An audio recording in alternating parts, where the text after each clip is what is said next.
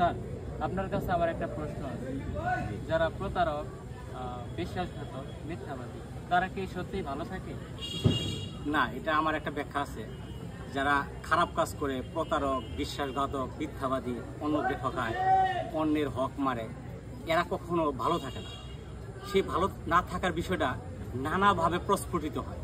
যেমন সে নানা রোগে আক্রান্ত হয়, অ্যাক্সিডেন্ট করতে পারে, অথবা তার এমন এমন খাবারের টেস্ট তার মুখে যুক্ত হয়ে যায়, হয়তো গরু মাংস বেশি খাবে, পরিশ্রম করবে না, বা যে খাবার তার শরীরের জন্য ক্ষতিকর সেটার প্রতি আল্লাহ তাআলা তাকে রুচি দিয়ে দিবে, সেটা খাবে, সে অসুস্থ হবে।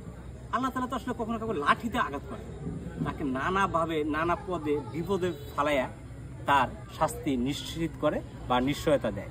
কারণ আল্লাহ তাআলা, আমরা জানি হাদিস আছে, ন্যায় বিচারক।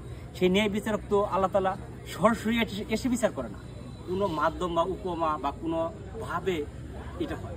অথবা এই প্রতারক, বিশ্বাসঘাত বা খারাপ লোকগুলো অন্যকে ঠকানো বা কষ্ট দেওয়ার ফলে হয়তো তার রাতে ঘুম হয় না। আপনি এটা চিন্তা করে দেখুন, একটা কৃষক সারাদিন কাজ করার পরে কত সুখে শান্তিতে ঘুমোচ্ছে, অথচ অনেক টাকা আভিজাত্য এর মাঝেও অনেক মানুষ ঘুমাতে পারে না। কারণ এদের ব্যাকগ্রাউন্ড ইতিহাস হলো অন্যের হক মারার ইতিহাস। আমি বলছি না সবাই এরকম করে, তবে যারা প্রতারক, বিশ্বাসঘাতক বা অন্যকে ক্ষতি করে, এরা কখনোই ভালো থাকে না। এরা মারাত্মক পর্যায়ে মানসিক ডিপ্রেশনে থাকে, নানা পর্যায়ে সে নানা অশান্তি থাকে। হয়তো দেখা গেল তার ছেলে মেয়ের উপরে এটার খারাপ একটা প্রভাব পড়ে গেছে, হয়তো সন্তানটা খারাপ হয়ে গেছে, অথবা তার বাড়ির চারপাশে মানুষগুলো তাকে নানাভাবে ডিস্টার্ব করে, অথচ সে শান্তিতে থাকবে না। আপাতত মনে হয় যে টাকা দিয়ে সব না। অনেকে দেখবেন এরকম হয় যে সারা জীবন দুর্নীতি করে 1 কোটি টাকা ইনকাম করছে।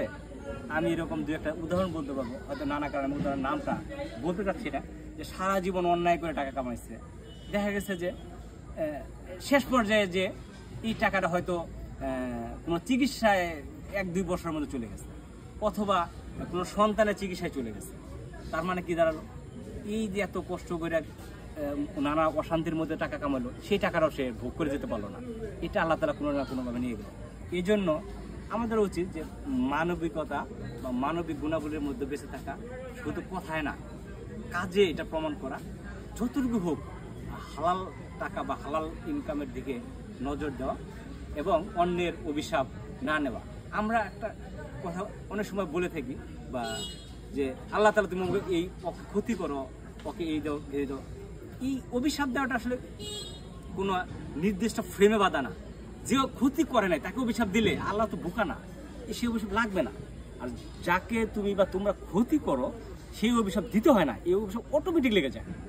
এই জন্য আমাদের আল্লাহ তাআলা মাথা দিছে, পৃথিবীর যত জীব আছে, প্রাণীকুল আছে, 13 লক্ষ বা 15 লক্ষ প্রাণীকুল আছে, এই প্রাণীকুলের মধ্যে সৃষ্টির শ্রেষ্ঠ জীব শুধুমাত্র মানুষের উন্নত ব্রেনের জন্য। এই সুন্দর ব্রেনটাকে কাজে লাগিয়ে কোনটা ভালো খারাপ এটার পার্থক্য যদি আমরা না করতে পারি, সেই ব্যর্থতা আমাদের। আর ব্যর্থতার দায়ও আমাদের, এটার শাস্তিও আমাদের ভোগ করতে হবে। সেটা এই নিয়মের মধ্যে আমি নিজেও পড়ব। আমিও যদি কোনো খারাপ করে থাকি, হয়তো করেছি, এটার শাস্তি আমাকেই ভোগ করতে হবে। এই জন্য আপনার কে খারাপ কাজ করবে, প্রতারণা করবে, প্রতারণা করে নানা ধরনের নানা মানুষ ঠকাবে, এটা যে করবে তাকে এটা জনমে ভোগ করতেই হবে। যদি না করে, আমি মনে করবো তাহলে তো আল্লাহ তো ন্যায় বিচার করবে। আল্লাহ যদি ন্যায় বিচারক, আমরা যে মুসলিম, তো ন্যায় বিচারক হিসেবে জনমে পরজনমে দুটোই করতে হবে। আমি একটা হাদিসের বিষয় জানি, যে ইংরেজি সাহিত্যেরও বিষয় আমি স্যারের কাছে শুনছিলাম, যে একটা খারাপ কাজের 3টা শাস্তি থাকে। একটা হলো সে দুনিয়াতে শাস্তি পাবে, সমাজ দ্বারা তিরস্কৃত হবে কোনো না কোনো ফরম্যাটে, এবং পরকালে শাস্তি পাবে। এটা ইংরেজি এক সাহিত্যিকের লেখা ছিল। পরবর্তী সময় আমি জানতে পারলাম এরকমটি আমার ধর্মেও আছে।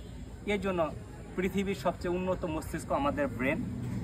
এই উন্নত ব্রেন দ্বারা আমরা হালাল হারাম বা সুন্দর বা ভালো যেটা, সেটা আমাদেরকে আইডেন্টিফাই করে সেই অনুযায়ী চলতে হবে। ধন্যবাদ।